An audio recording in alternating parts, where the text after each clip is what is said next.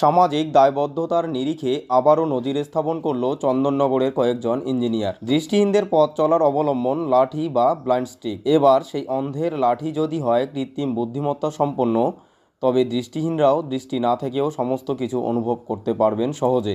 যেমন ভাবনা তেমন কাজ। চন্দননগরের কয়েকজন ইঞ্জিনিয়াররা তৈরি করেছেন এমনই ফিউচারিস্টিক ব্লাইন্ড স্টিক, যা কাজ করে এআই বা কৃত্রিম বুদ্ধিমত্তা অবলম্বন করে।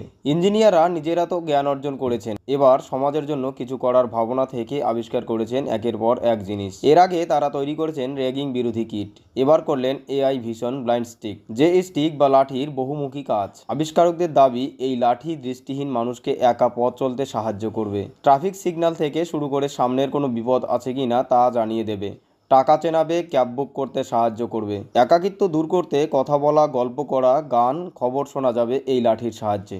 দৃষ্টিহীন মানুষের একা পথ চলতে লাঠির আগে।